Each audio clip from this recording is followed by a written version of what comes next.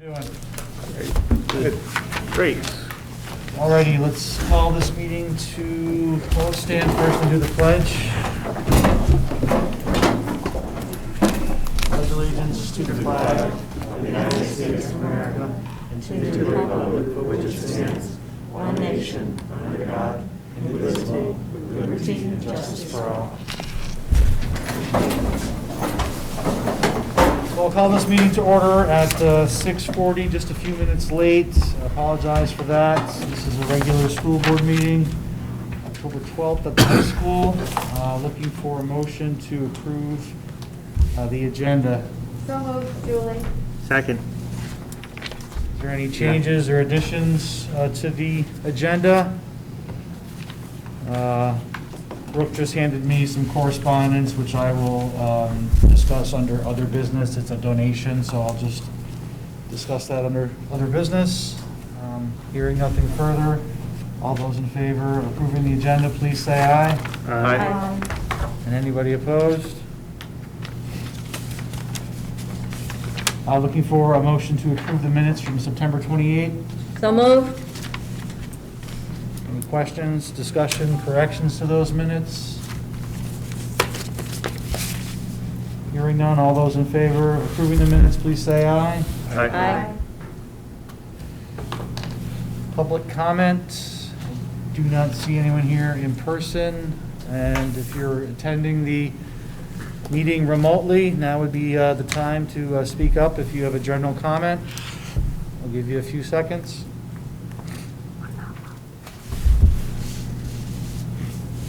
Anybody out there, Chris, or? I'm not logged in, No. so. No, it's all board members. Okay. And just a quick reminder, we do have this great new technology. It is very sensitive to conversations and off-topic comments and whatnot, so just everyone be mindful that we are being recorded and you're probably being heard by these wonderful microphones and speakers. Correspondence, Brooke? Nope. Alrighty, committee reports. The first policy, we didn't, no meeting tonight for policy, but at prior meeting 2 weeks ago, we warned two new policies, B1 substitute teachers and policy E2 gifts and donations.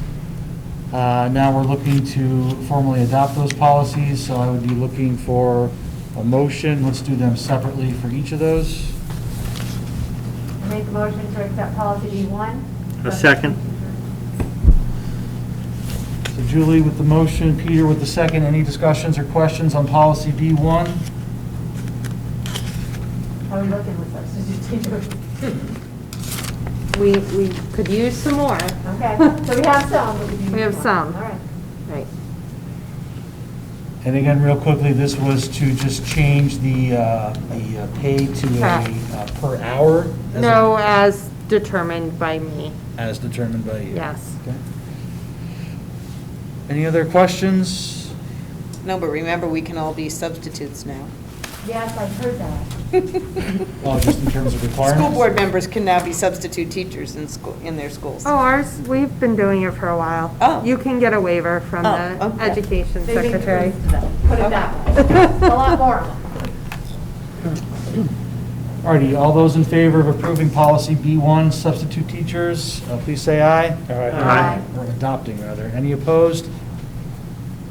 Okay, second motion, someone? Make a motion Make a motion to, to accept policy E2 gifts and donations. I'll second it. Any questions, discussions on policy E2?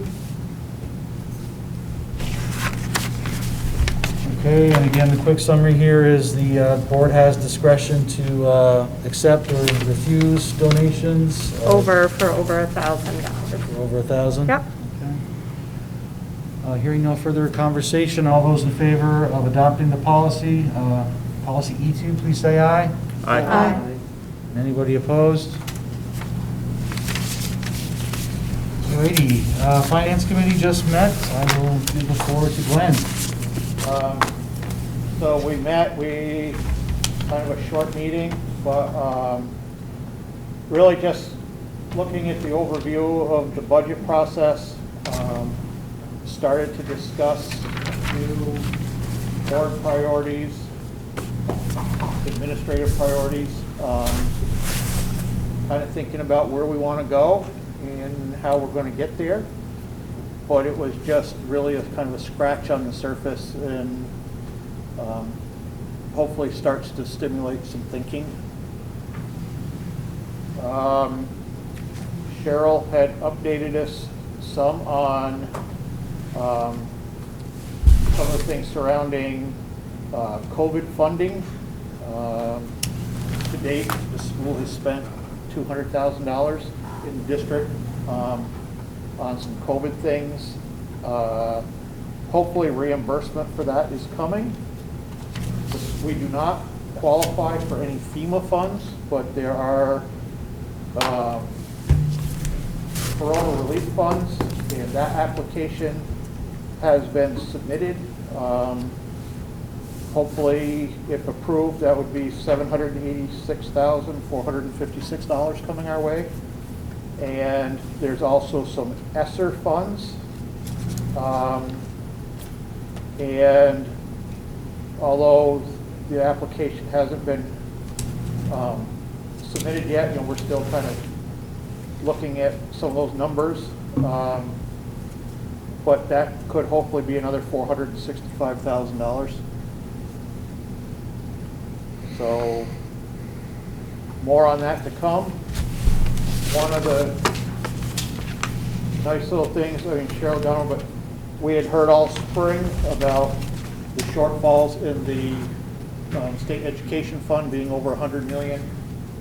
That number has been revised downward to only a $61 million shortcoming, so shortfall. So whether or not that continues to shrink by the end of the year, we won't know until then.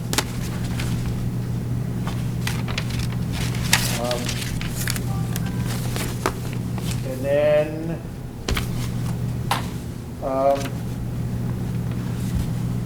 we've got some bills to pay.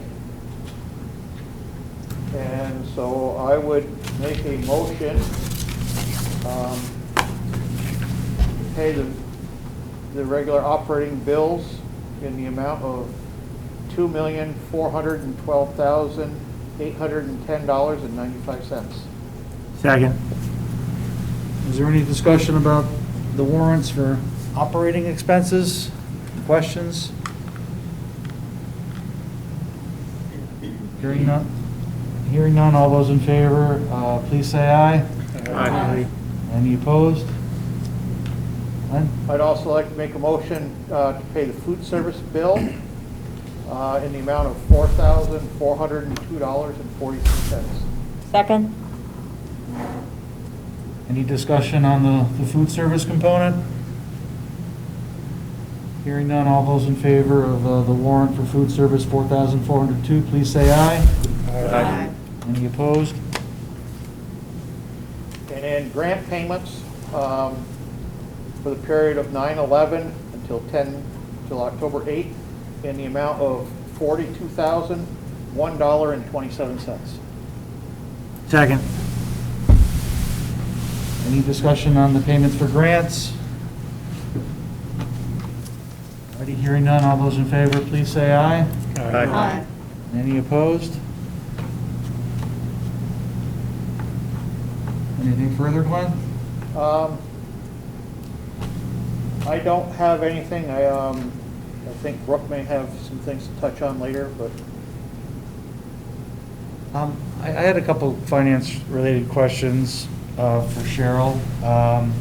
Glenn, you spoke about the summary of COVID, potential COVID education funding. This appears to be the same set of numbers that we saw in previous meetings. So I guess, Cheryl, my question, the CARES Act was passed in April, and we seem to always be talking about potential funding, but to date, nothing has come to our account. Well, no, yes, that's correct. So that sheet is different. I revised it because the district is no longer eligible for FEMA. Okay. That was determined at the state level or maybe the federal level, I don't know. Anyway, school districts are not eligible for FEMA. I increased the application for the CRF, so that number was revised on the sheet that I gave you up from the previous meeting. And yeah, the application is in. The state of Vermont, they're still reviewing applications. I'm really not fielding questions. I think at the state level, they're still grappling and dealing with how to deal with these CRF funds.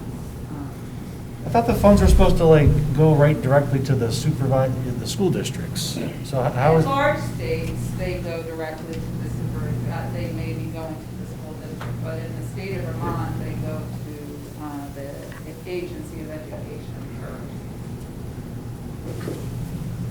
So this money is earmarked for us in theory, but the Agency of Ed is still determining whether or not they're going to allow this to make its way. All school districts put in an application. They're looking at what the dollar amount of the applications come to, the different funding sources that are available. The legislature recently released more funds into what would be eligible to school districts. So to be honest with you, it changes weekly. And so we're in the application process. I feel good about what we put in for an application. We've already spent, like I said, over $200,000 on COVID-related things. They're still in the general fund. I haven't moved them out. I won't do that until we have some sort of or grant agreement. But yeah, that's where we're at. And then the second question in regards to the summary here, I understand the deficit has shrunk now to a projected 67 million. Is there a backstory to that? I mean, are the sources increasing? Are the uses increasing? I mean, I think a lot of it has to do with sales tax receipts. Those tax receipts have come in better than projected is a lot of what's happening. I mean, the legislature's not in session now. They won't be in session again until January. So, But the legislature has stated that they will not be solving the issues of the ed fund via the yield. Taxpayer dollars will not be used to solve the issues with the ed fund. They'll be looking at other sources that the state has, and if they have to, they'll borrow. Because that's an option available to them to deal with the ed fund. would that be with the exception of them potentially not allowing us to get these monies in some sort of clawback or the COVID monies? Well, there is part of the CRF funds could involve some clawback, but it wouldn't adversely affect the district because it would be for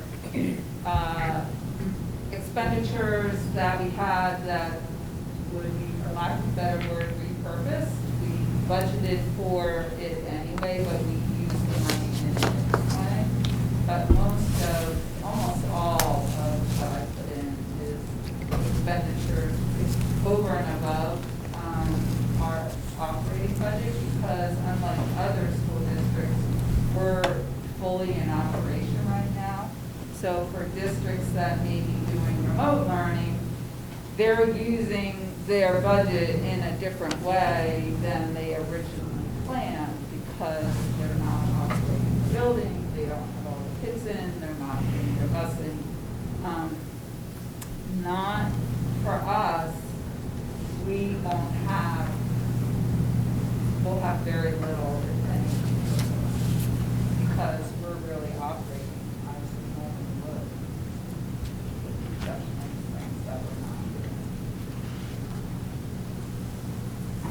right, are there any other finance-related questions? All right, thanks Glenn, thanks Finance Committee. Moving on in the agenda, alternative ed programs. Chris, you have a presentation? I do. We'll be brief, but Bonnie's going to help me out with that. Bonnie Lunningham, who's the Director of Special Ed at Castleton Elementary School. And I also know, I'm looking over her shoulder, and I see that we have some of our staff that are online, so I just wanted to give recognition to some of the staff that are there. Becky Armitage is the Director of Special Ed at Fairhaven Grade School, and she oversees the middle level alternative program. Kristen Glover is a special ed teacher in our program at CES. Emily Klee is a school-based clinician in our program at CES. Jamie Sherwood was new to us this year and is our special educator in the middle level alternative program that's housed at Fairhaven Grade School. Karen Weatherwax is one of our school psychologists, and she's currently supporting the program over at Fairhaven Grade School. And we have a new Rutland mental health clinician that is coming on board this month, and will be sort of shifting some roles with Karen. But I wanted to give a shout out because I know that many of them are in the audience and available to answer questions if anybody has them. But last month, I shared information about the district's LEA determination in special ed. And you may recall that's the document that grades our ability to meet the obligations of the federal and state special education guidelines. And they determine specific areas or indicators that they want us to look at each year. And we get graded on those indicators. One of the indicators that they look at annually is the amount of time that kids spend in the regular ed classroom environment, which is considered the least restrictive environment. But what we know is that that gen ed classroom is not necessarily the best fit, right fit for every single learner that we have.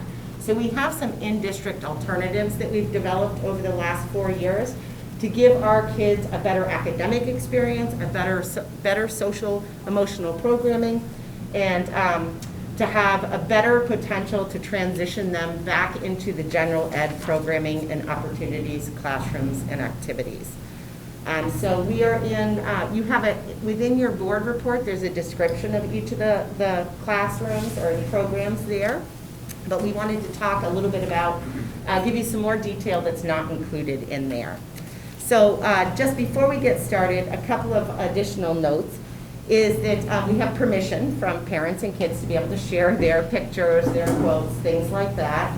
Also that there are some pictures in here that were taken during activities that were pre-COVID, that were from last year, last fall. And so please don't be upset if you see a child without a mask. It's because it was last year before we knew about COVID. Any pictures that you see that are from this fall or this summer have pictures. You'll see that we follow all the same health and safety guidelines in all of our activities within the alternative programs, just as we do in any of our typical class programming. Also, the location of the classrooms is really important to us, having them integrated into the elementary and the middle schools. That's specifically why we chose those the classrooms to be housed within those buildings. The Castleton program serves kids in grades K through 5. The Fairhaven middle level program serves kids in 5 through 8. And so because the K through 5 continuum allows for kids at CES to be integrated into K through 5 classrooms, each of the kids in that classroom also has a homeroom teacher that's a general ed classroom. So they have a place to be transitioning into as opportunities are created. The same is true with the middle level, which is why it's housed at Fairhaven Grade School. In order to do that and have them in the same building with their same age peers, it didn't work to have the continuum in Castleton. But what's also important is although the programs are housed within those 2 buildings, the composition, the clientele, the population of the programs comes from every single town and community within Slate Valley. You can go to the next slide, Chris. So the success and backbone of our alternative programs is really based on relationships, relevance, and rigor. Our alternative programs build a sense of community and promote a sense of belonging, which many of these students up until these programs were developed didn't really feel. Students soon come to feel respected, cared for, and valued as people, and come to believe in themselves and see themselves as capable learners. Each program has a class that is based on a therapeutic milieu, which emphasizes the support that the students need, and the structures are built into their day. Their days are filled with consistent expectations and that's shared and reinforced throughout their entire day. Each encounter or interaction provides our students with additional opportunities to learn, practice, and build on those skills.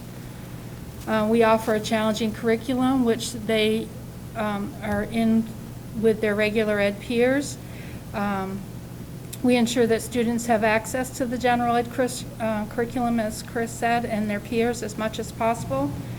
And what we're seeing is a greater willingness once they've been exposed to that and start feeling the success of that. They're wanting to go back into the classrooms more and more. And it's important to note that this happens because we started them in the alternative program and we build on small successes.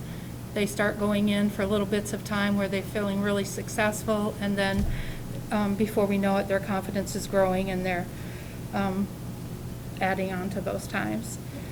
Our behavior management is based on all the school-wide expectations. They have the same expectations as everyone else. That's safety, respect, and responsibility at Castleton. And the behavior interventions emphasize their skill building and their ability to develop self-control and manage themselves throughout the day. And Chris just talked the next slide about the staffing. There are some of those Yeah. faces that you may recognize from our staff.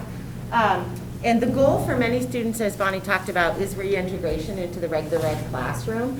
For some students, though, that may not be their goal. Their goal may be transition to another environment. So they might be a student who's in 8th grade and they're really interested in doing something different as a 9th grader. Or as an elementary student, their goal might be to transition into the middle school and to be successful and not be within an alternative program, but be able to be within the mainstream. So one of the things that we do, the first thing that we do whenever we have a student presented to us for consideration is we talk about what are their goals and where do you want to go. This is not the end of the road. This is a transition to something, or a transition back to a transition to something, but it's not the end of the road for kids. You can see a really important parent quote up there on that. Can you go back one slide? Sorry. The other thing that's important to note is this team is of these people here. It also consists of the general ed teacher. Really important, the time that's spent in planning for successful transitions into the classroom. So there's a lot of pre-work that goes into any attempt to integrate them into the classroom. So lots of continuous and consistent communication. That's one of the keys to the success, and the collaboration that takes place. And that parent response is really awesome. One of the things we're really excited about is that we will be having another clinician, as I said, joining us from Rutland Mental Health, and she will be supporting the program at Fairhaven Grade School. But one of the other partnerships that we have with our designated agency with Rutland Mental Health is the Vermont Outdoor Adventure Program. And each of our program sites, Castleton and Fairhaven, has one full day that the students in that program spend with the therapeutic rec folks and our staff doing outdoor adventure programs. So one full day a week. And the outdoor adventure program is an opportunity for kids to utilize experiential adventure-based activities in an outdoor setting as a means to improve their self-esteem, their self-confidence, their ability to problem solve, their ability to work as a member of a group or as a member of a team. Helps them to learn strategies for managing their emotions, for communicating effectively, for trusting others, for problem-solving differences that we may have, and to make positive choices in their life. And we've been doing Project Adventure now with our group for 4 years now, and this is the first year for the middle level alternative. But we also have some opportunities that we'll be sharing with you soon about some VOP opportunities that are going to be available to all kids at the middle level in terms of some after-school options that we're working on right now. So stay tuned for more information on that as part of our AWARE grant.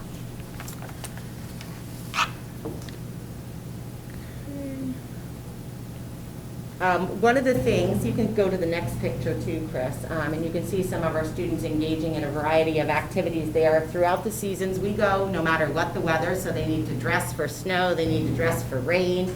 And we have some alternative locations that we go to that are covered, so folks are protected for some of the weather. But because of COVID especially, we said this year we have to remain within the district. And what a wonderful gift that is, because many of you know we have some wonderful places, if you skip to the next slide, Chris, for folks to travel within our district. We are accessing Bottazine State Park, Glen Lake, the D&H Rail Trail. We went on bikes for the first time last week. The kids did. It was great. Mount Independence, Half Moon State Park, the Taconic Ramble, or some of you might know it as Zen Gardens. So kids are doing all kinds of outdoor activities. They're engaging in some ecology studies. They've been doing just some wonderful things around group processing and team building. And one of the students said that VOPE is what actually gets him out of the house. And we have had some students that as they returned to COVID may have had some medical issues that prevented them from joining us all the time. Some of them have been able to join us for VOPE and gradually expand their time back into the alternative classroom and into the general ed classroom. One of the things that we didn't mention early on is as we transitioned kids, as I said, it's not a stop, it's not an ending place, it's a transitional place where kids are moving in and out of. We have moved kids successfully to be fully integrated back into the general ed classroom. We have some students that are integrated full-time or part-time into the regular classroom. And we have had students that have had to transition into a higher level of care, like a residential placement. So things can go in both directions, but we have had great success with moving our students back into the regular classroom and integrating them with their peers. VOPE has been instrumental for many of our families. Bobby, do you want to speak of that too, as well as the partnership with the families? Our relationships don't end at the end of the school day, which is one of the opportunities that we have with a new clinician that's starting through Rutland Mental Health with us in our middle level program, is that her hours are going to be some off hours that also allow her to extend into the evenings. And so we'll be able to do some really intensive work with families that hasn't been available to us in those sort of after hours without them having to go all the way into Rutland to access those services. Yeah, we had a parent that shared that VOPE continues to be an important aspect of her child's skill building, therapy, and schooling. My child doesn't have access to other adults outside of the family where we live. The college doesn't reach this far. Friends from school live in a different town, and VOPE has helped him stay connected to the community and to build his confidence. And she's eternally grateful and can't say enough good about the alternative programs and the success her child has had, but also to see him grow through this VOPE program and extend himself into the community successfully.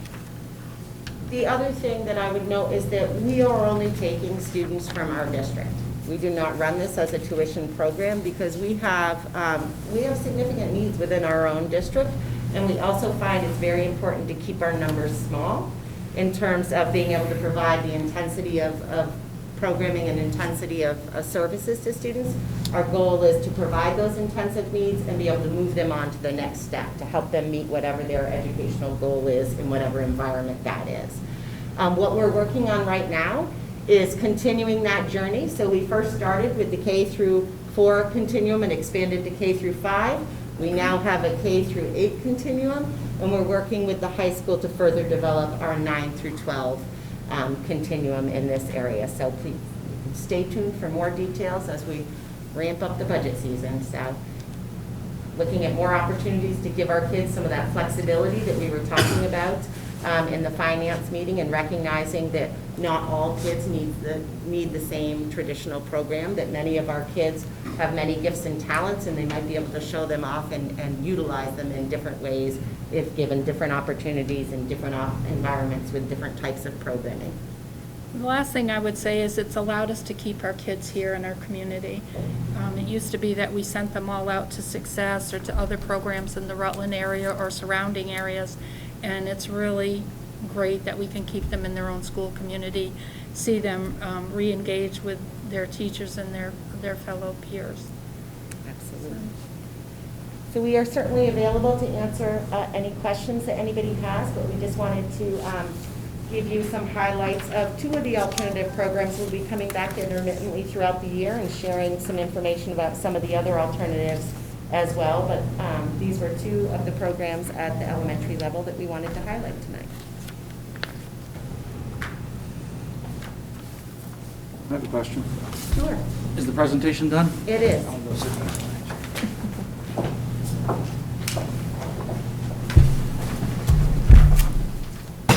So you described 3 programs tonight. There's the elementary alt program, the middle school alt program, and then the VOP, right?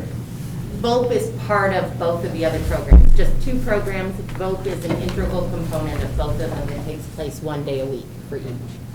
How does one go about signing up for the VOP program?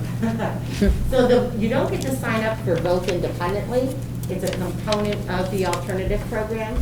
But those students that do participate in it are opened up as clients to Rutland Mental Health. They access that VOP therapeutic recreation support, but they also are accessing other supports through Rutland Mental Health as well. And so it's a partnership. Do you have to be on an IEP to be part of this program? This is a great question, Tim. You do right now. These are special ed programs. That's something, as we look to the future, we recognize that it's not just students that are eligible for special ed who have the need for these programs. So those are opportunities that we're looking at in terms of how do we expand and make those, it's largely a funding issue, how do we make those available to other kids as well? Yeah, I don't think you necessarily need social, emotional, behavioral problems to, excel in a program that's not considered to be, mainstream, so. Absolutely. Lots of kids need alternative programs and need alternative options. And the kids that are in these programs, just as you see in the classroom, run the gamut in terms of being average or above average intelligence. They just have a different need and a different way to show that off. So that's absolutely true. And Tim, in terms of everybody like wanting or needing to access also the Vermont Outdoor Adventure piece, because that's something like folks just want to do. There's some great learning that happens there. And so that's the opportunity we're looking at to expand through actually our AWARE grant, which is a federal mental health grant that you've heard me talk about from time to time. One of the things we're looking to fund through that grant this year is an after-school outdoor adventure opportunity for kids at the middle level. So that's something that would be open to all.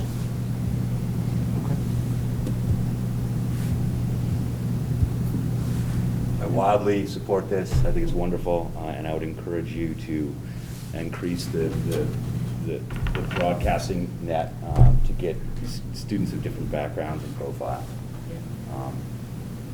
Prove it works, and so expanding that profile, I think, is integral to the sustainability and maximize the power of this type of education. Is this similar to what you do, Josh? You're like full-time VOP, or it's different? Actually, a long history with VOP. I was one of the co-founders of it 20 years ago. Oh, but wow.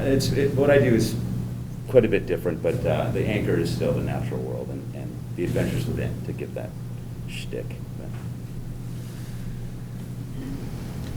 Okay. Any other questions for Chris or Bonnie on these programs? All right, thank you for the presentation. Thank you. Thank you. Thank you. Okay, Brooke, you have some good news, reopening of school? An update, and we're going to have the principals give a little update about what's going on in each of their buildings in terms of the reopening of school as we enter week 6 of in-person learning. It has been really, really successful for us. I would say, though, I want to preface that with, we have literally had to change every system and structure, instructional pieces in the classroom, arrival, dismissal, school day, transportation, you name it, we've had to change it this year, and our staff has worked really, really hard to make all of this happen, but it is a tremendous undertaking. So with that being said, Casey's gonna, I think, talk a little bit. And I'm around, I believe, expectations, right, instructionally. And then each of the principals is going to give a little update about what's going really well in their buildings and what are some challenges. So as Brooke said, we started this journey in the summer, and Rebecca and Tony were on our steering committee as a district. What we prioritized was safety, and I think the goal was to make certain that we stay in person as we open and be able to continue on that path for as long as possible. Second to that, we wanted to make certain that students and faculty had their social and emotional kind of well-being cared for as they were transitioning back to school. And then we looked at how is it that we can monitor what students had gained or perhaps lost during the time that they were away from us into an emergency situation. And so, as Brooke said, a tremendous amount changed as we approached in-person learning. We just shared and received the feedback on a survey that was sent to families. Was hoping to get a bit more participation in that. It's about 24% of the overall Slate Valley recipients to respond to that survey. But overwhelmingly, folks were very positive about the in-person experience that was taking place. Paramount in that was the ability to communicate, both at the building level and the district perspective, what the in-person experience was going to look like. Areas that we thought we could improve, or was told to us that we could improve upon, was the ability for educators to connect with families and students, not having an open house in a manner that had happened before, perhaps not having the opportunity to get to connect in ways that people were accustomed to in the past was something that folks were wanting to have some experiences with. So certainly some areas we can improve upon as we continue in our in-person setting. I shared with you before tonight something that actually Julie, I believe, had shared with me at one point. I'd read it previous to that, but it was in regards to how it is that you're going to approach determining academic progress when it is you move to that place. And so certainly we've always had tools at our disposal that teachers use to determine where it is students are at and how it is that they can best meet those students' needs. And as I also shared with you, we will move to progress monitoring tools like I think Julie had mentioned, NWEA the last year. We are planning to administer that, but recognize that based on what we were prioritizing in our opening, that it wouldn't serve us well to give that assessment as we typically have done in September or October. From reports that I get in visiting classrooms, it is clear that teachers are gathering data to inform their instructional practices, that the next time they're working with students in the subject area that they can provide for them what it is they need. And I think that this opportunity is presented ways in which we can think about instruction differently as we have a shorter school day, as we have spent more time outside at some of the grade levels, to consider how that might be something that we would pursue beyond the COVID environment.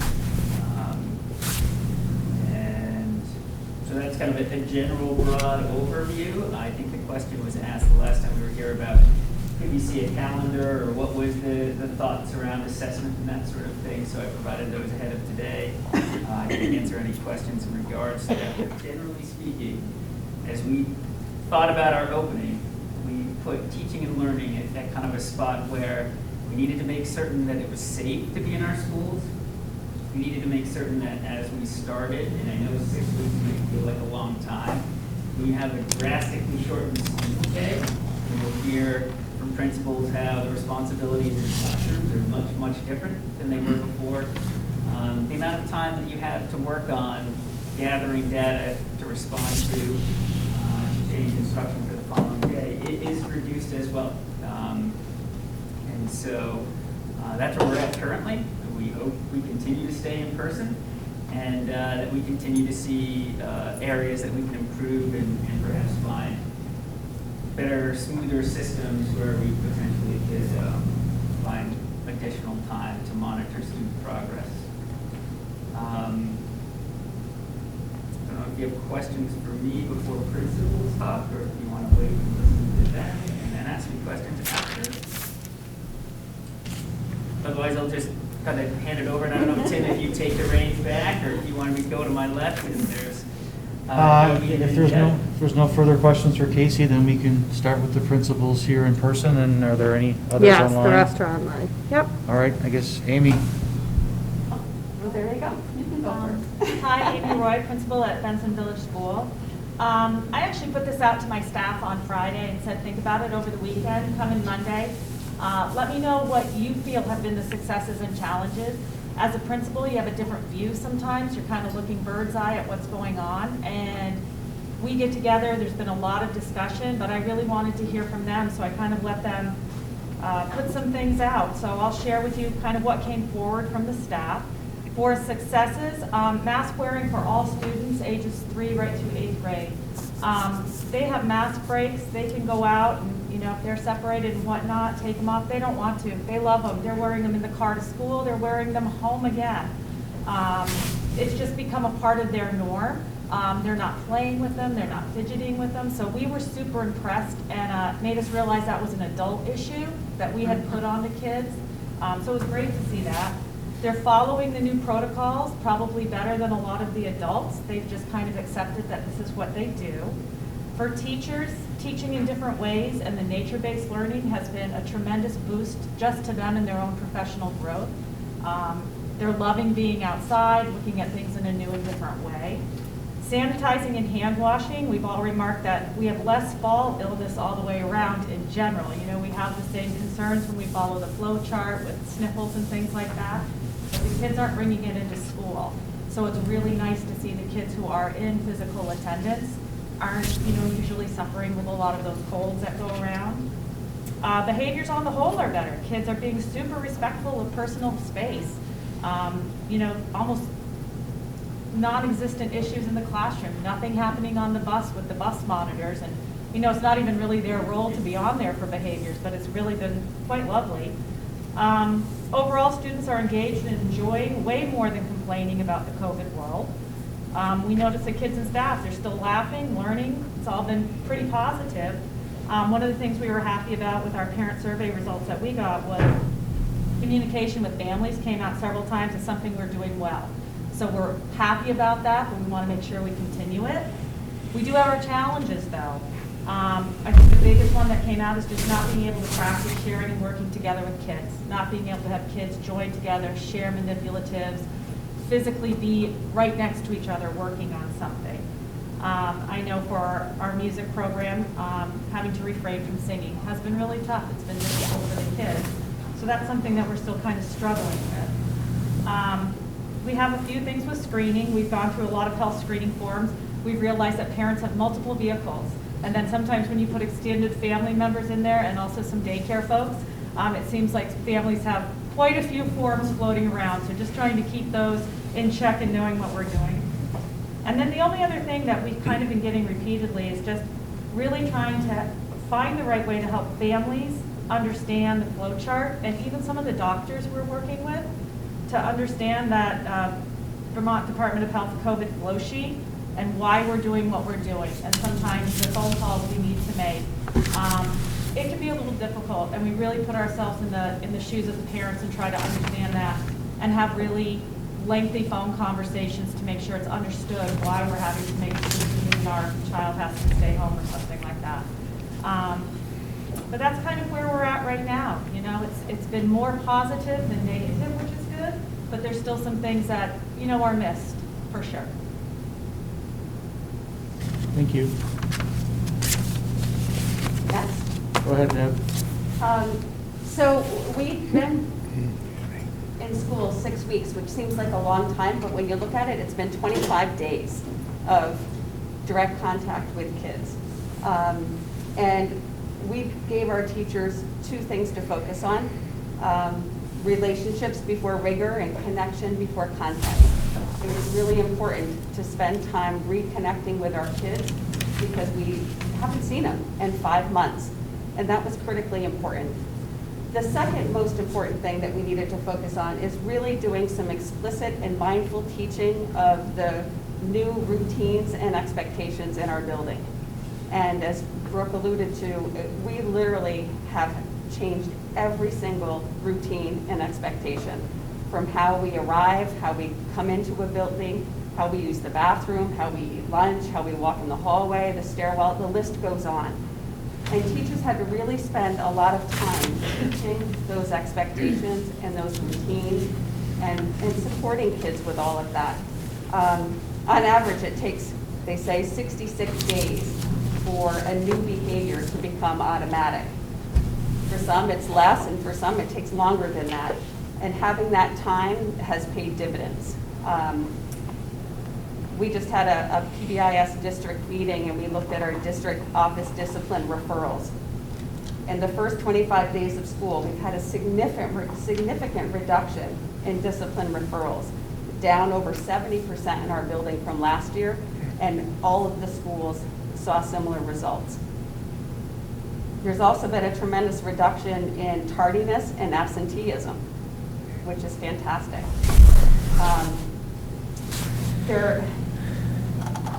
We talked about what were some of those factors to those reduction and office discipline referrals.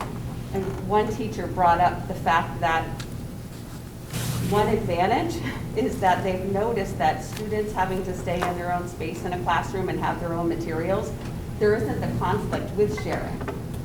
But what that has done is forced teachers to think about, post-COVID, we need to think about this a little more. We need to slow down and really teach kids how to share and join each other in communal spaces and be respectful of one another in those spaces.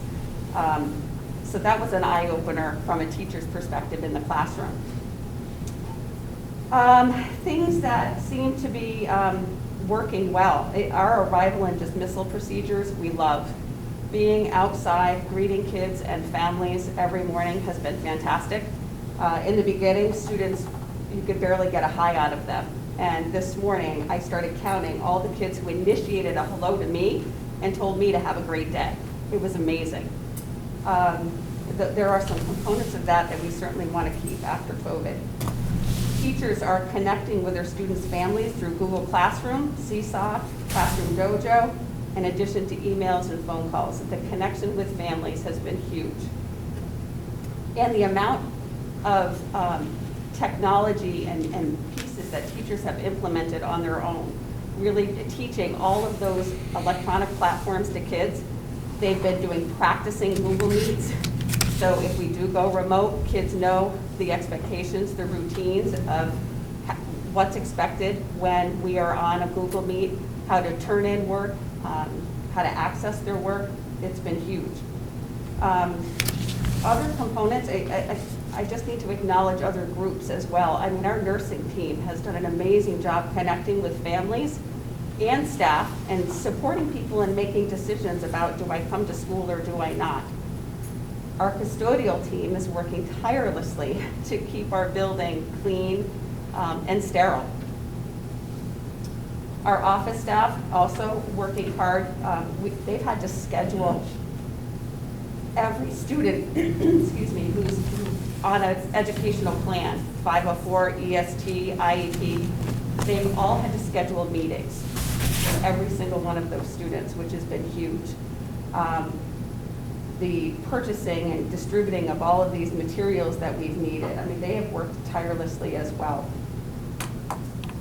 Our physical education program is going well outside. Again, and it's due to the dedication of those PE teachers who are here at the crack of dawn, setting up the fields outside for their classes that need to be out there. Our cafeteria staff are successfully serving breakfast and lunch to over 300 students in our building in 23 different locations. Just to imagine the orchestration of how to make that happen is huge. It's a success that students are here and no one is sick. They're doing what's expected of them. They're engaged in learning how to maneuver through this new world. teachers are now beginning to collect formative assessment data on students and have moved to content instruction.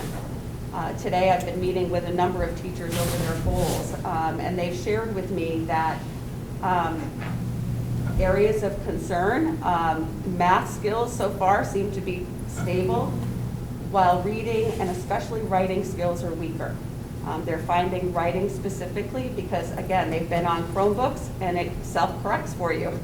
So when you have to do actual handwriting, they're finding that writing skills are weak and they're having to go back and reteach what are the major components of a sentence, a paragraph, etc.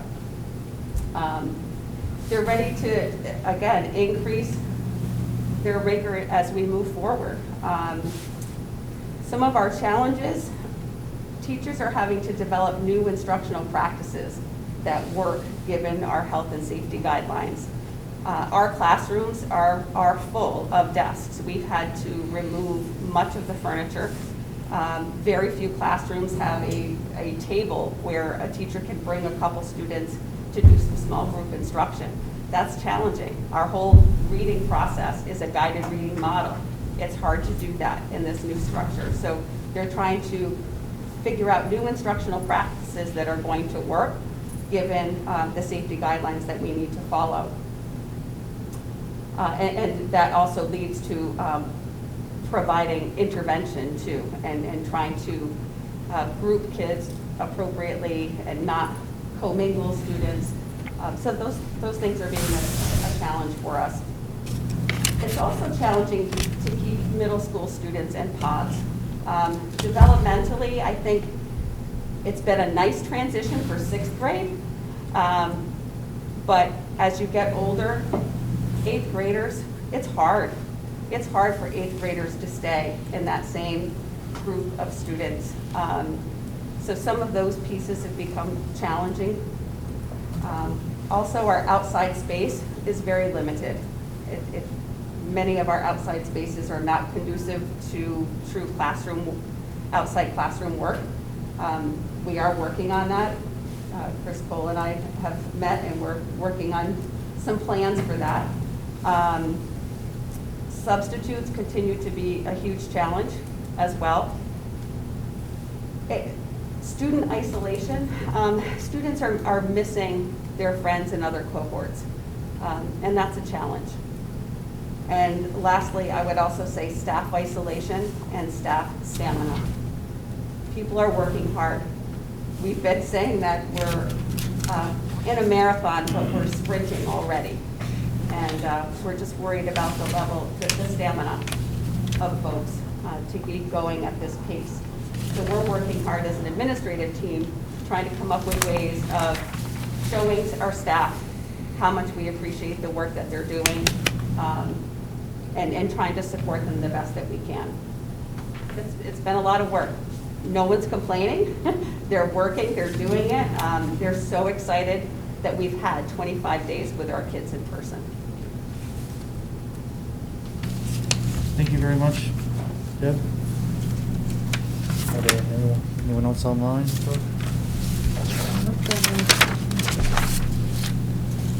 Oh, yeah, I thought you meant questions. No, Patrick, Phil, Tim, who do you? Speak or? Yeah, Patrick, do you want to go next? I'll go next, if that's okay. My colleagues from Fairhaven and Benson have covered quite a lot of ground, and we're all doing lots of the same things that they are.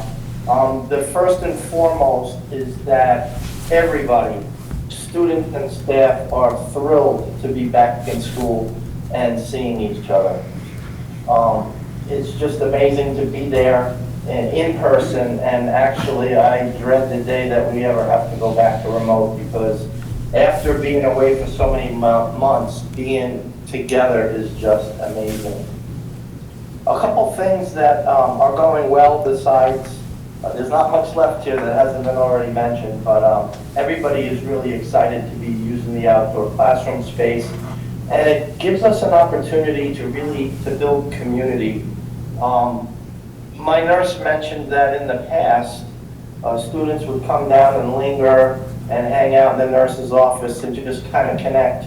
And now when they come down, they want to get out and get back into their classroom. So there's a lot of really nice things going on. A couple of the challenges that I've heard, the outdoor spaces are really nice, but it takes a long time for teachers to get their kids out there with all the materials they need. So the time management seems to be a challenge.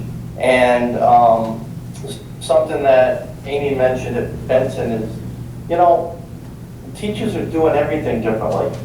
Manipulatives, working with partners, getting down on the rug and reading, all that's out the window. A bunch of years ago, we started to shift to critical thinking and problem solving and collaborative work groups, and now we've put kids back in rows.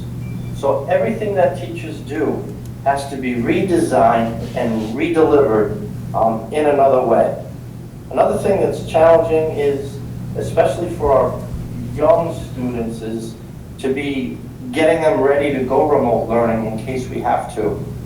That's difficult. I've also heard, along with the singing, that's difficult too.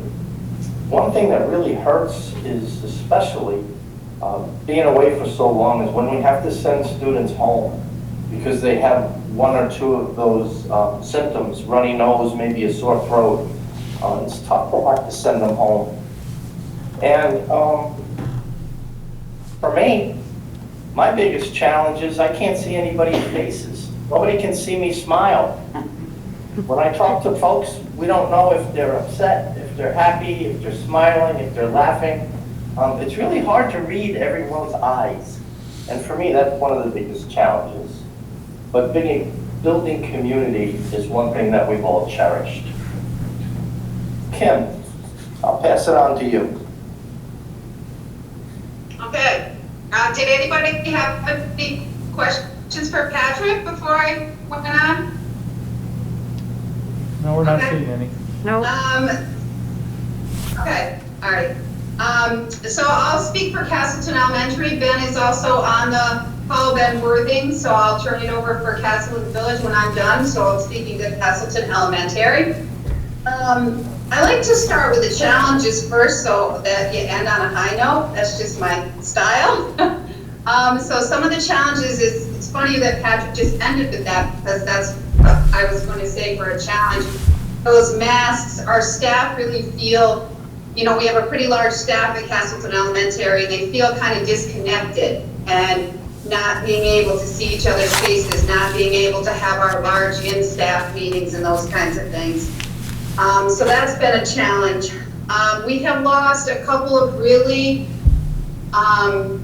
talented instructional assistants because of concerns about COVID and just their personal feelings about working in person.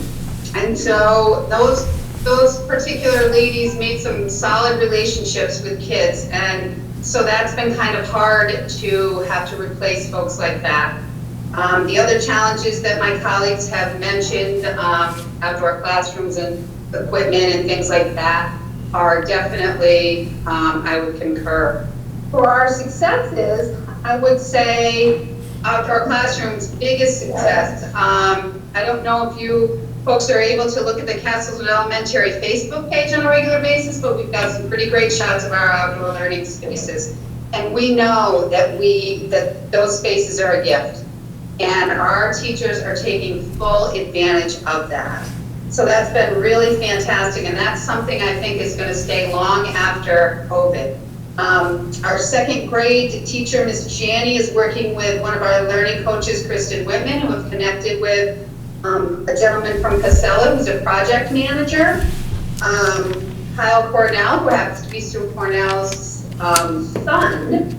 So there's some great community connection that was kind of born out of one of the outdoor lessons in science and how people make decisions in their jobs. So we're working with him. Obviously, he hasn't been here, but he's been working with the adults outside, socially distanced. So that's kind of born out of the outdoor classrooms, and those kinds of things will continue. And then the last thing I'll say is kudos to the staff and kudos to the families, because the parental support that we have had it has just been amazing. And the emails and phone calls and personal conversations I've had with families have just been overwhelmingly positive. So I thank the parents for that support. And I'm going to turn it to Ben now to talk about the village. Thanks, Kim. So we had a kind of a scary event this weekend where a student was injured, and I bring that up because I was just blown away with the cohesiveness of the Castleton team.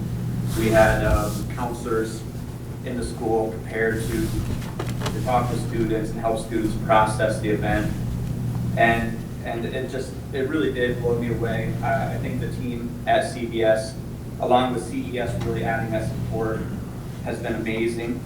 Teachers have really been responsive to the social, emotional needs of the students at CBS. And it's just been a great group of people to work with that help with problem solving, as we kind of navigate through all these challenges and all these new systems that we're developing. Another big positive, I think, is the opening of sports. I know students were really excited to start competitions this week for soccer. And I know they have a busy week of soccer. I think they're playing every day of the week. And so they've been really excited for that. And they're also anticipating clubs opening up soon. So I think those pieces have really started to get the students excited on a different level.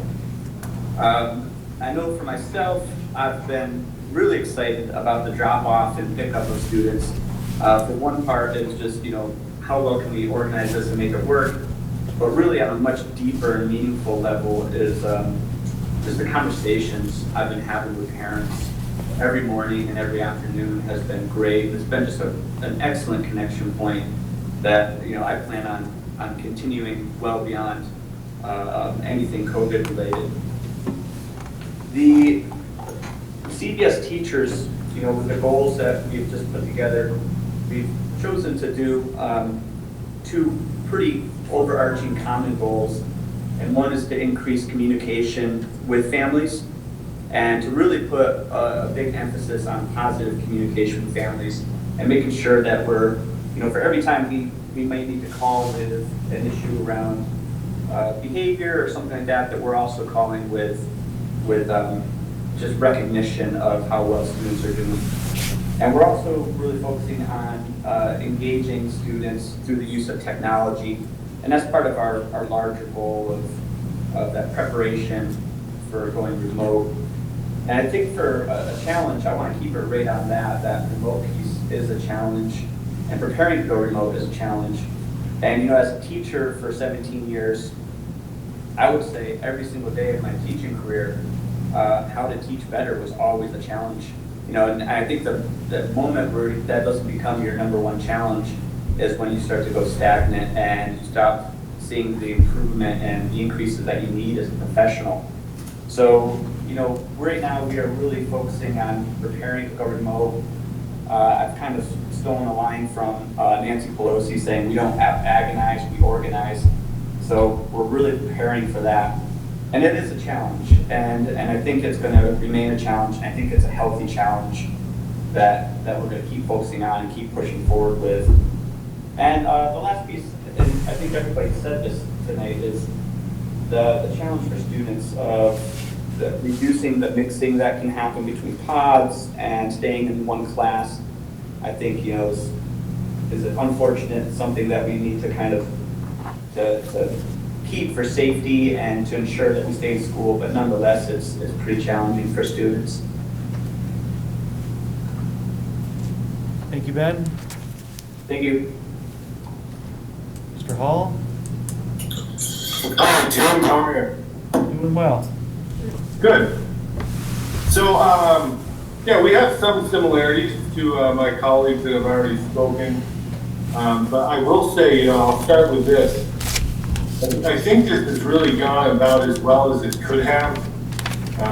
I kind of am wishing, as I'm listening to my colleagues speak, and thinking about how things have gone at the high school, I'm wishing that Phil Hall on October 12th could go back and have a conversation with Phil Hall on July 1 and tell him how well it went for the first, few weeks here because, man, I think I would have slept better this summer.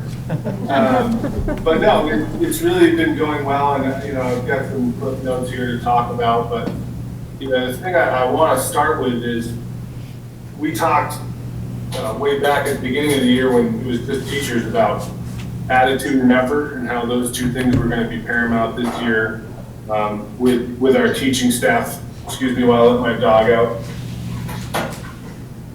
With both our teaching staff and the students. And so what we asked teachers to do was really focus on your attitude and really focus on working hard. And then in working with students, make sure that those were the two things that we were praising whenever we saw it. Whenever you saw a kid working hard, or whenever you saw a kid being flexible or rolling with the punches, make sure we're praising those things. And so far, the climate in the building's been absolutely outstanding.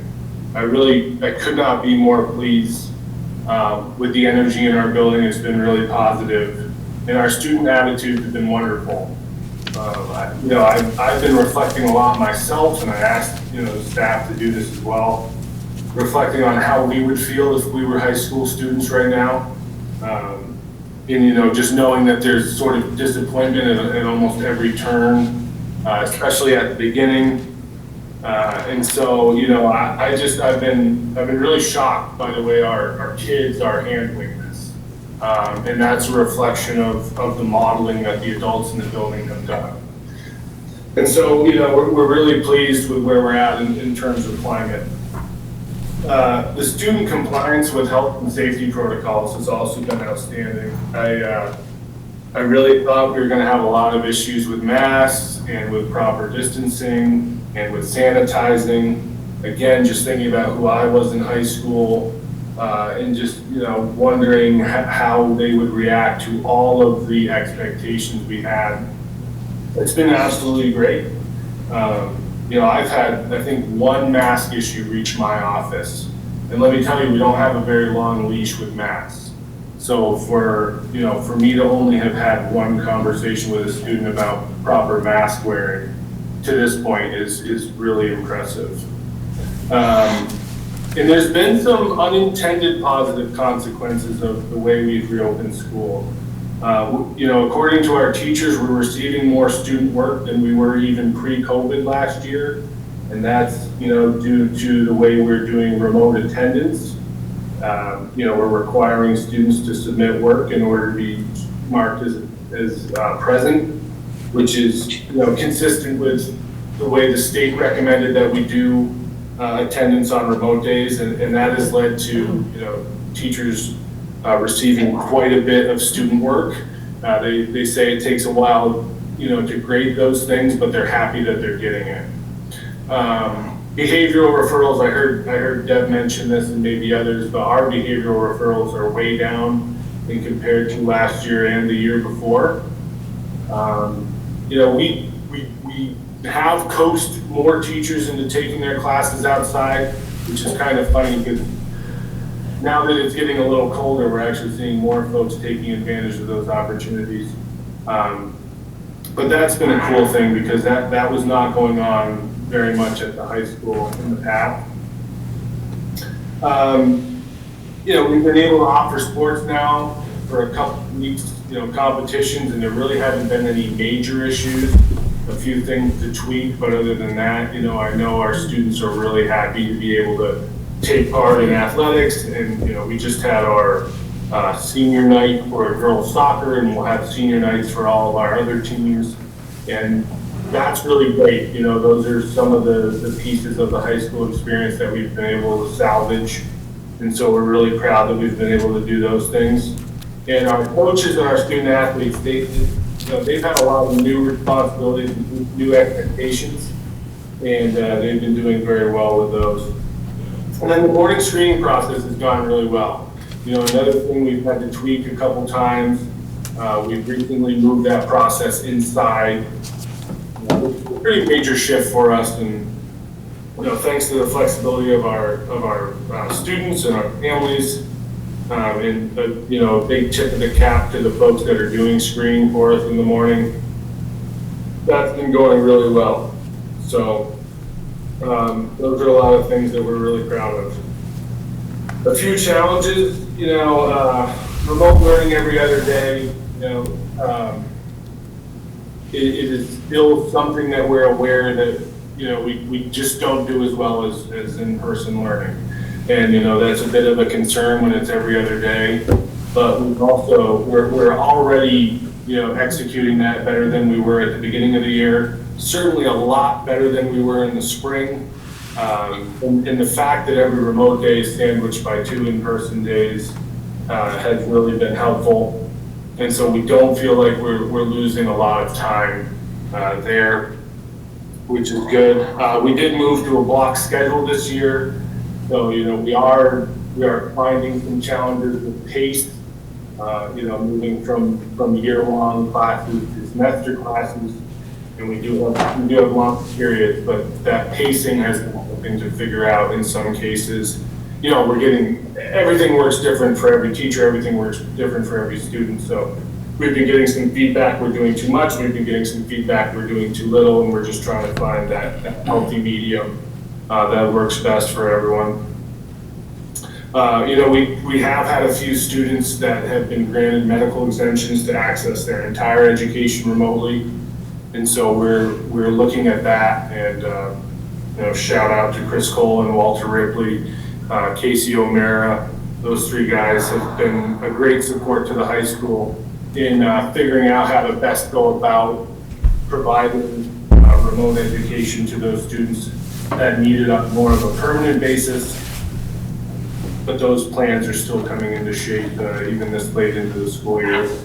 And so, it's just something we looked at the beginning of the year, said we could do a better job here, and so that's what we're trying to do. I still feel for our students. I think there's a lot of enjoyable aspects of the high school experience that just aren't safe to execute right now. There's a lot of different examples of that, but even just the small things of, hanging out in the hallway. We're aware that some of that unwritten, that hidden curriculum, if you will, is not happening in our school right now. But we know there's also a lot of good in the fact that, we've got really so much control over what's happening in the school.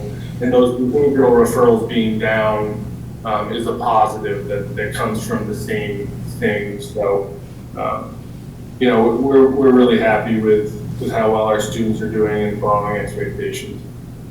And we continue to look at better ways to make connections with our students. Patrick mentioned the masks. I know I myself have found, I pride myself on being able to learn names extremely quickly. I learned 100 names just about at the village school last year in 2 days. And I'm still struggling with a lot of kids' names. Just seeing the eyes and not being able to see the entire face. That's a tricky thing I really didn't think about until we started the year. But just looking at better ways to make connections with our students and amongst our students, amongst our staff, which one of my colleagues mentioned, that's a little bit tricky. Staff is feeling a little bit isolated. We don't all get together in a big room and have a meeting anymore. And we really don't allow them to mingle at all. And so, that's a big shift for them. And then making connections with our families has also, proven to be a challenge, staying within these new guidelines. We had to do a completely virtual open house. The turnout was nowhere near what I would have hoped. That was we were pretty disappointed. But it's new for everybody and understandable. But we were really hoping to connect with a lot more folks than we did. And we thought we had a really good plan, and it did. For those who showed up, it went without a hitch. What we did worked really well, other than maybe the promotion of the event. So, we'll continue to look at ways we can make those connections in our new normal, and but that's certainly been a big challenge for us. I think that's what I've got. All right, thank you, Phil. Thanks, Tim. Don't forget about your dog. So this was a a pretty wide open topic here. Reopening of schools, we've heard from Casey, we've heard from each of the building administrators. Is there anything else that we're trying to capture in this discussion? Nope, just how it's going around the district.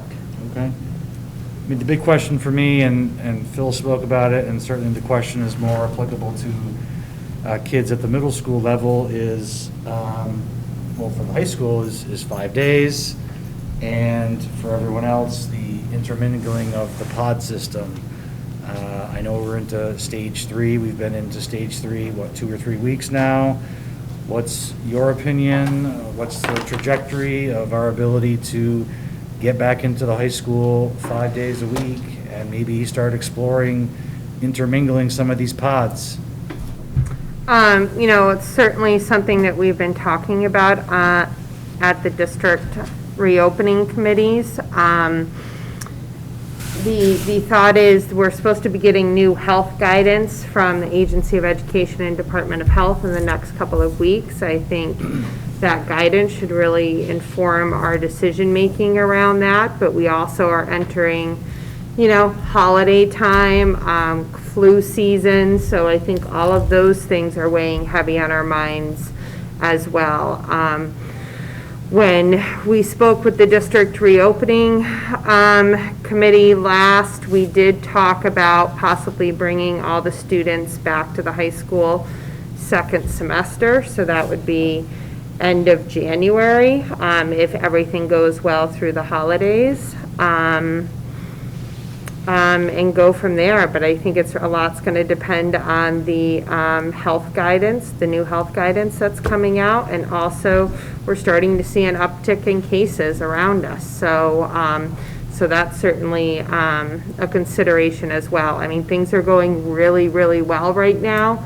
I think I speak for everyone where we're a little hesitant to rock the boat too much and change too many things too quickly and have it backfire. Any other board members have comments, concerns, questions? Yes, one of the things I heard, I believe you had said, the reading and the writing skills are lacking because they're always on Chromebooks. And not a question for you, but for tech folks, I mean, is it possible to do a group policy to, you know, turn off, you know, autocorrect and that type of thing?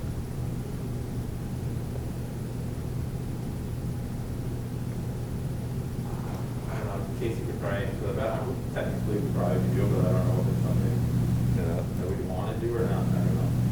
Yeah, I think there's advantages and disadvantages. I think we still need to work with kids on handwriting and Sure. continue to support those skills. You know, it depends on what your learning target is, you know? So I think we still have an obligation to, while we have students in person, really working with them to bring those skills back up. And again, I think it's not that they're not there. I think it's just a reminder of, remember, your sentence needs to have capitalization and punctuation, right? You know, and again, I think even pre-COVID, some of those reminders were needed because, you know, texting and typing, those are all skill sets that they prefer over handwriting. Right. We have a continuum of technology kind of expectations for K through 12, and so it's almost you expect the processing to take place, being able to understand autocorrect isn't always correct, and so you might be not using the correct word, and so that is something that's a part of what we do. So I think as Deb said, making certain that while we're in person to use the tools that you can use in person as opposed to people.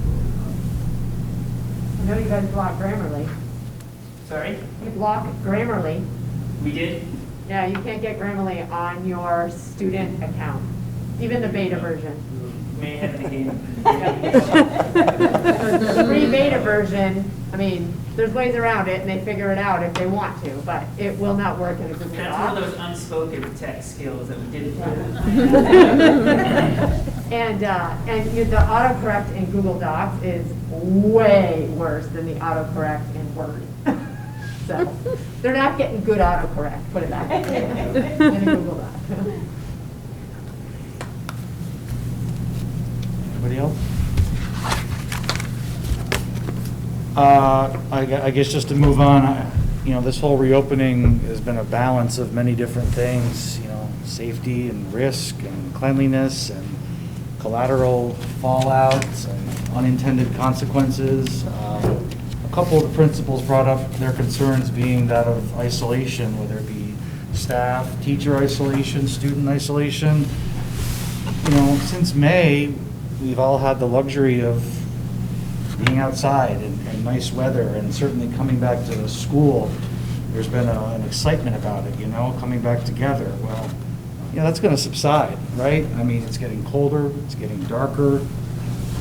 I think some of those issues of isolation are really going to start to creep in once we get into November, December, January. So when you go back to the question of balancing these risks, I think we still do need to look at the idea of bringing kids back to school 5 days a week, having an intermingling of pods, because people are going to need that morale boost. Well, we started extracurriculars this week. I mean, each week we're phasing stuff in. So I think just to open up the floodgates all at once. I didn't say that. Is, right. Yeah, we're certainly looking at it and considering it, and our plan does address it. It's just, I think we just need to do it carefully. All right, well, thank you all principals for participating tonight, and teachers and staff, and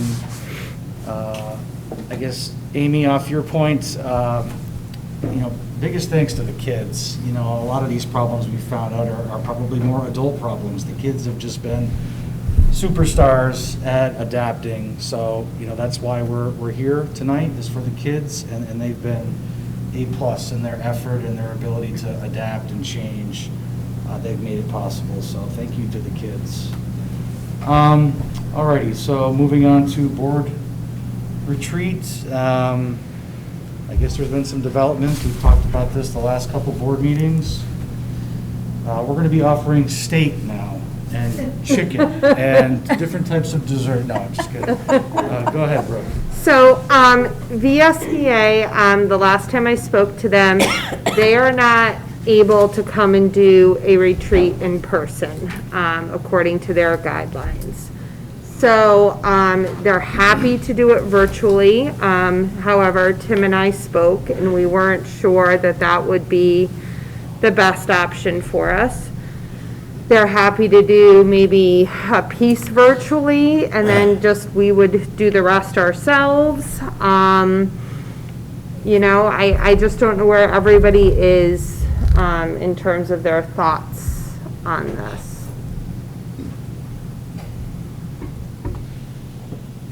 Mike? Over there. Just a thought, looking at the initial agenda, it was quite a bit of us being spoken to or at, and far too much. However, there is a portion of that I believe would be beneficial. So perhaps a variegated version of a bit online to give us a little direction of how we should be behaving as a board, and certainly migrating into our own discussion of what we would like to see and how we would like to see it, and perhaps even a timeline of what we would want to see it done. So, combination of the two.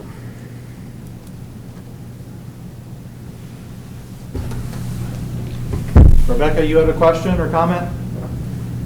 How important is it for us to be there physically? Because I cannot. Whoa. I honestly can't sit in a mask. I have a medical thing, I can't do it. So how important is it to really physically be there?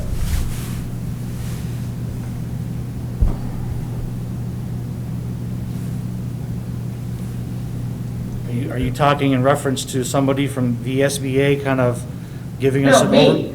No, I'm referencing me. How Is it gonna mess up the entire thing if I really just can't be there physically?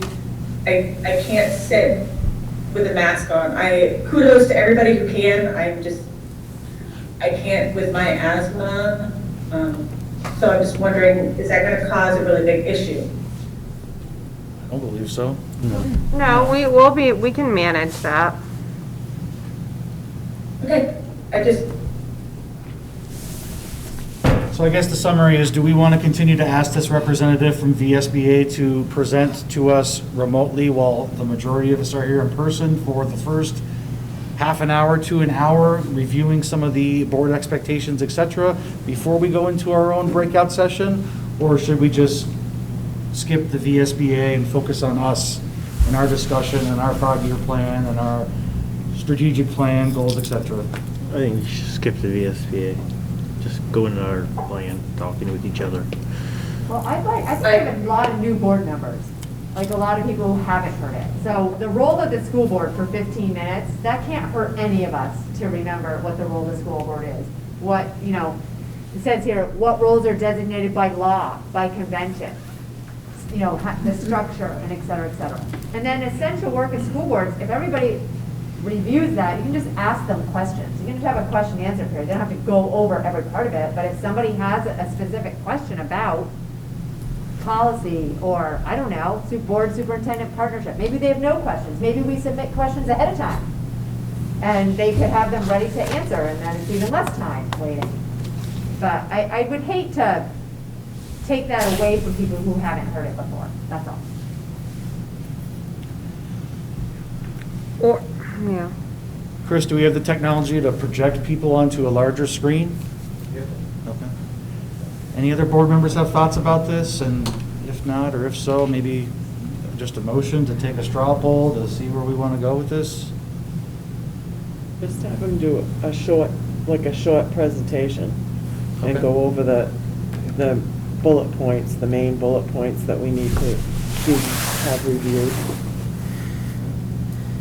Yeah, I'm fine with that. I was just speaking.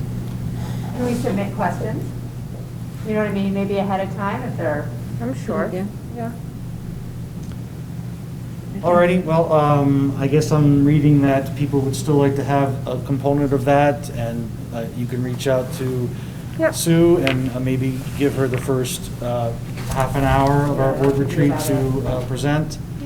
And certainly, once we finalize an itinerary, we can gather up questions that we might have in advance to just facilitate that interchange. Yep. And I did have, did we want to have dinner or not? I didn't know how folks felt about eating without masks on, because obviously you need to take your mask off to eat. I think unless anyone's perfected that skill. But Got a milkshake. I'm fine either way. Because the Abbey group will do dinner for, they'll do sandwiches. I think we should have food. I mean, if you're interested, you can go to one end of the cafeteria and eat. And if you don't want, you can stay at this end of the Or you cafeteria. can wait for people to be done and go when you're comfortable. Yeah, Oh, okay. sign 'em up. All right. They'll all be individually wrapped and, all right. I will work on Tim that. can't sneeze on my sandwich. Okay, so moving on to central office report, there was a attachment. Does anyone have any questions for Brooke or Cheryl or Chris or? No, but thank you. It was very Casey. interesting, this. I mostly read them, but this one for me was a little bit more interesting, so thank you. That was good. I liked it. I enjoyed it. I read it.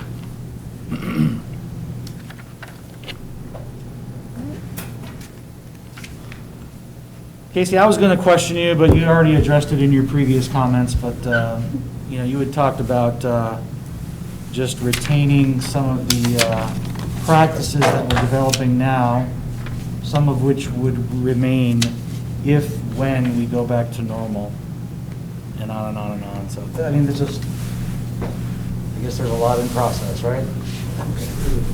I didn't like the when we go back to normal portion of that. I'd like to think that's, at some point, going to happen. All right, does anyone else have any questions for the central office staff?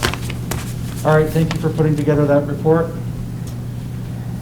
Other business? Is there any update on holding us harmless for ADM? Yes, it was in the, yes. That's what I thought. Yep.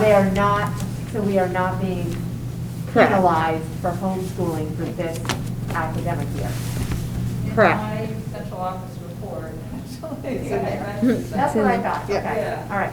Yep, just confirm. That good job that they did, Cheryl actually talked about that. Awesome. Thank you. All right, so other business, I'll first start out by reading, I guess, some correspondence, a letter we received with a donation attached. The note is from Sherry Loomis. She writes, to all staff, please use this donation for fun supplies for all the kids. I had the pleasure of being a sub for many years and found something at being at Castleton Elementary. Hello to all I worked with, and a huge thank you for my many memories of your school. Fondly, Sherry Loomis. And included was a check for $1,500. Wow. It's for Castleton Elementary.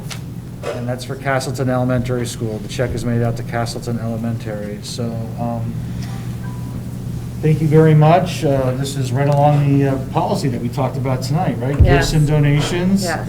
This is above the de minimis threshold of $1,000, so Correct. we would need a board motion to accept this donation. Make a motion, we accept a donation for $1,500 to Castleton Elementary School. Second. Second, Christine, any discussion, any other comments? It'll be used wisely. Okay, well, thank you very much, Sherry, for your generosity. All those in favor of accepting the donation, please say aye. Aye. And no one's opposed. Alrighty, Brooke, you had mentioned some contracts. Yes, we have contracts for nursing position, which will be here at the high school. And then we were for an elementary teacher in Orwell that's replacing Alex Gerd, whose resignation you accepted at the last meeting, and Roxanne Green, who will be joining us as a special educator. So you can do them in one, right? Yeah. Okay, so I make a motion to accept contracts for Roxanne Green, special educator, $54,121. Everything's prorated of a base salary.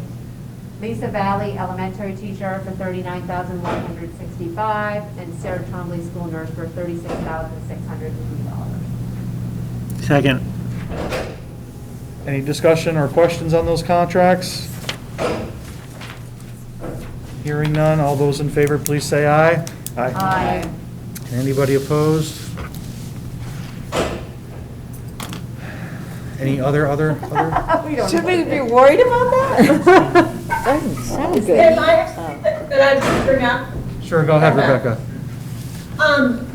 we've heard over and over again about possible going back to virtual, and I'm wondering if, unlike some other districts that didn't send out clear guidelines for at home, maybe we should start thinking about that as a board. I know there's a bunch of, in the news about somebody has a BB gun in their room kind of thing. I wonder if we need to discuss it as a board to send out if we do go virtual.